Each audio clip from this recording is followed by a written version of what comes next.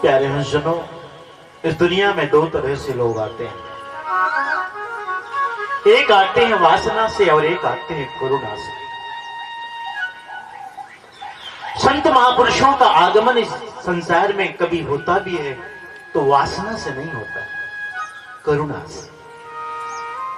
क्योंकि उनके हृदय में अगाध करुणा होती है जीव मात्र के प्रति, करुणा करने के लिए कि चलो उस धराधाम में और उन जीवों को जो दुखी हैं, जो परेशान हैं, जो कष्ट में हैं,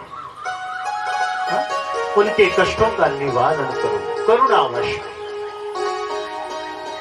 सदगुरु कबीर साहब का अवतरण भी करुणा के कारण ही हुआ। जीव दुखी देखी भवसागरता कारण पगुधारा हो, और अमर लोक से हम चली आए जगत में जा रहा हो। इस जगत के बीच सदगुरु आए करुणा के कारण, जीवों को दुखी देखकर, उनके दुख निवारण के लिए, उनके कष्ट निवारण के लिए। क्योंकि प्यारे हंसनों, एक बात आप अच्छी तरह से जान लो, जब तक शरीर है तब तक दुख रहेगा ही रहेगा। दुख और शरीर और दुख का चोली दामन का संबंध है, यह आप अच्छी तरह से समझ लो। कोई कहे कि मैं शरीर धारण करूं लेकिन दुख न प्राप्त करूं, दुख न पाऊं, कभी संभव नहीं। सबके जीवन में दुख है, जिसने भी शरीर धारण किया है सबके जीवन में दुख। साहब तो कहते हैं, तन दर सुखिया काहू न देखा, जो देखा सो दुखिया।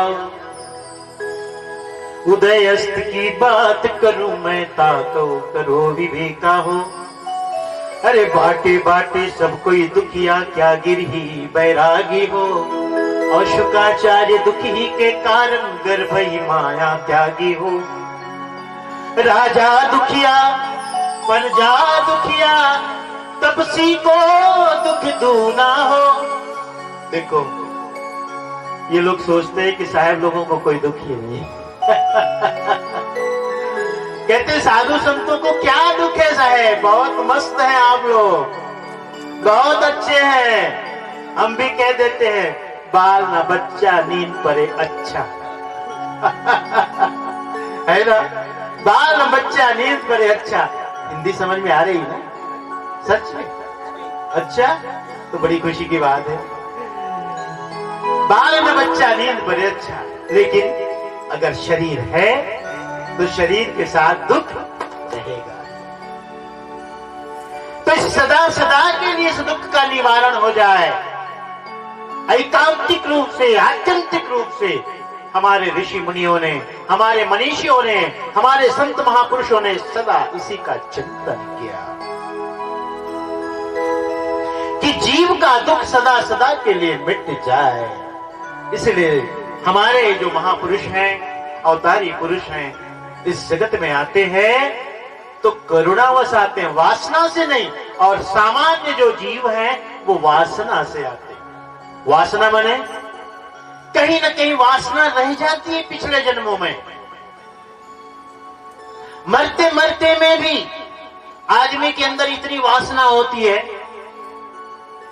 हाँ, अगर मौत आ जाए और मौत कहे कि चलो, तो कहीं इतनी जल्दी तुम आ गए, कुछ बताया भी नहीं, कोई खबर भी नहीं दी। अरे कुछ तो कहना था, कुछ मोबाइल करना मोबाइल से कुछ मैसेज तो देना था। आप इस समय देखो कैसा मोबाइल का चलन है। किसी के यहाँ अचानक चले जाओ, साहब अचानक किससे आ गए, कोई खबर तो मोबाइल से, मैसेज तो देना था, फोन ही तो कर लेना था। पहले कैसे करते थे? मोबाइल नहीं था तब। लेकिन ऐसे ही मौत के लिए हम नहीं कह सकते कि मौत तो कैसी आ गई, यकायक अचानक। हाँ, और जब मौत आती है तो हम फिर इधर उधर भागने लगते, अभी तो ये करना है, अभी तो ये बाकी है। कभी कभी तो हम यहां तक कहते हैं, कम से कम मेरी नातन बहू है, वो प्रेग्नेंट है, गर्भवती है। कुछ तो आने दो, बेटी हो कि बेटा हो उसे ही देख लो। देखो, वासना, चाहना, चाहना ही जन्म का कारण है, वासना ही जन्म का कारण। जीव का ये चक्र देखो, हाँ, कर्म भोग वासना, कर्म भोग वासना। कर्म करता है मनुष्य किस लिए?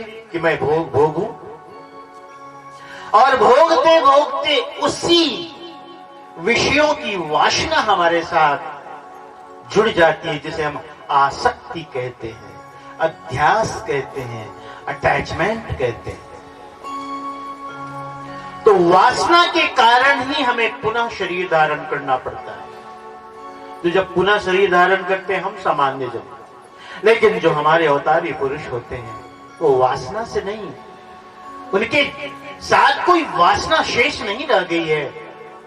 वे तो सिर्फ करुणा के कारण जीव दुखी देखी भवसागर का कारण बन जा रहा।